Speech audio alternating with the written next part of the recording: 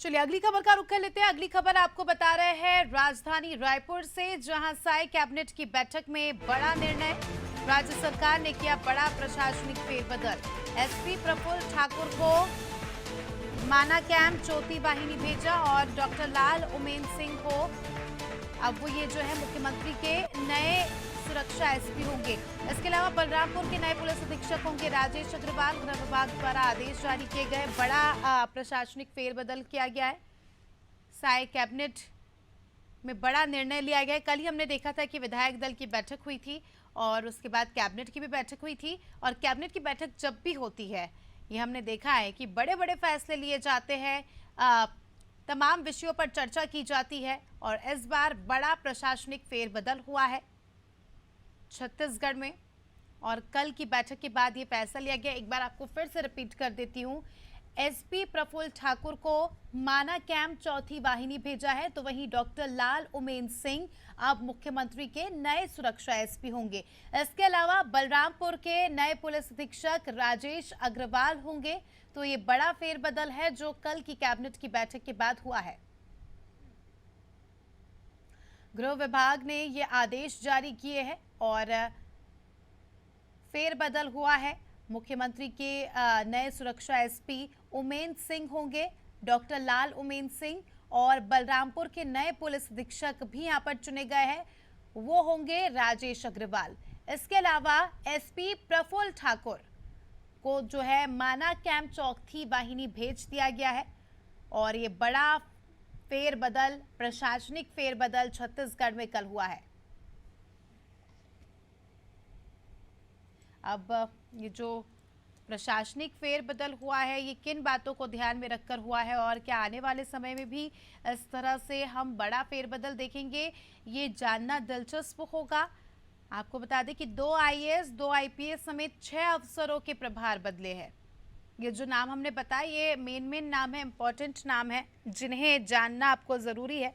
इसके अलावा 2 IAS, 2 IPS समेत 6 अफसरों को बदला गया है। विधानसभा के मॉनसून सत्र से पहले छत्तीसगढ़ में आईएएस आईपीएस अधिकारियों के ट्रांसफर हुए हैं। लाल उमेन सिंह एसपी मुख्यमंत्री सुरक्षा नियुक्त किए गए हैं।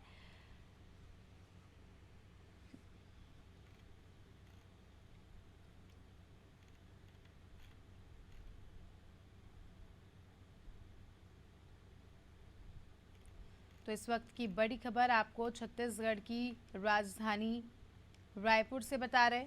कुलभूषण हमारे साथ, हमारे सहयोगी जुड़ चुके हैं, उनसे ज्यादा जानकारी लेंगे। कुलभूषण, कुछ ही दिनों बाद जो है विधानसभा का मॉनसून सत्र शुरू होने वाला है। उसके पहले हमने देखा कि कल विधायक दल की बैठक हुई, कैबिनेट की बैठक हुई, उसके बाद बड़ा प्रशासनिक फेरबदल किया गया है। 2 आईएएस, 2 आईपीएस समेत 6 अफसरों के प्रभार बदले गए हैं। क्या कुछ जानकारी?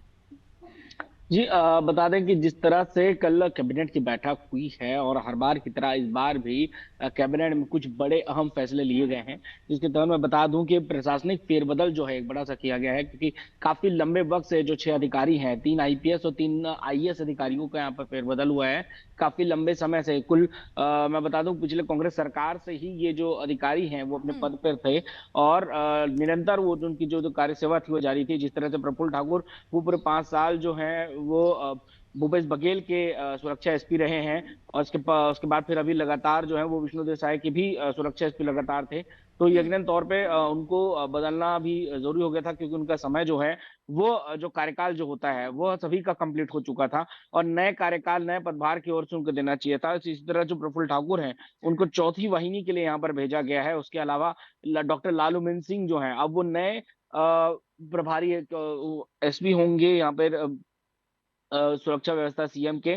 तो इस तरह मैं बता दूं कि इसी तरह आईएएस ऑफिसर के भी कुछ बदलाव किए गए हैं। आईएएस ऑफिसर में विनीत नंदनवार जो हैं वो उनकी बदलाव गए, सौरभ पांडे जो उनकी बदलाव गए। तो ऐसे कई आईएएस अधिकारी हैं, 3 आईएएस अधिकारियों के भी वहां पे फेरबदल हुए हैं।